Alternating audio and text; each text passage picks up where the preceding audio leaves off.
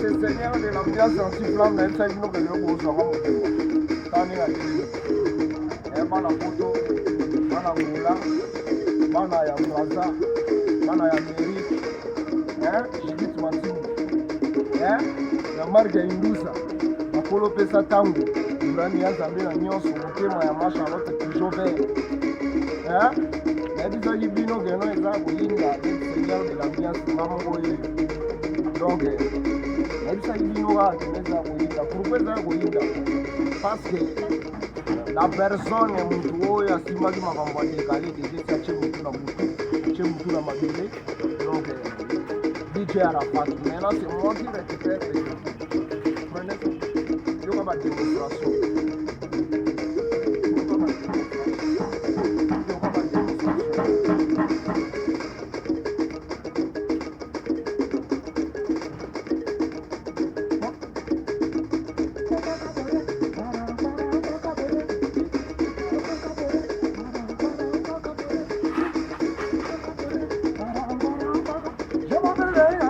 anti-flamme, mon amour, et y'a dîné, mon amour, mon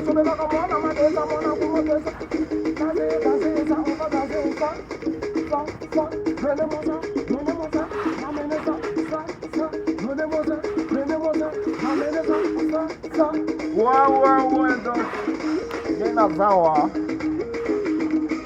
moi corps bouge qui mouke, moi na sa physique ya trop exatique. Il y a un moment là vraiment petite démonstration. Sois plat. Sois plat. On va faire ma première démonstration. Sois bloc.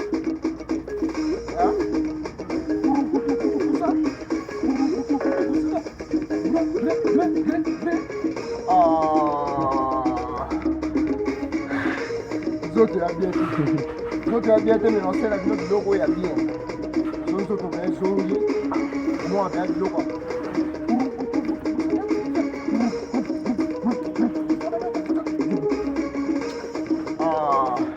Ouais, nous t'avons aussi ma caméra comme on a élu. Pour s'en libérer, on y va. Si ma pesa tango, ma pesa bana pesa tango, on y va. Salam Congo Stop à Londres. Et puis Ponte d'Ac à Paris, Mère Aniti Mambote, Salon Mapuya, Salon Golgotha, Antikata, Congo Shop, l'autre côté à le logo.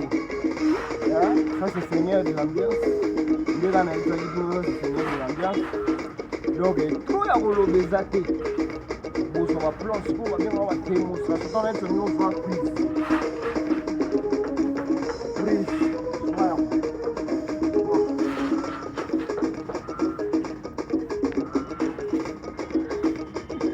Coupé.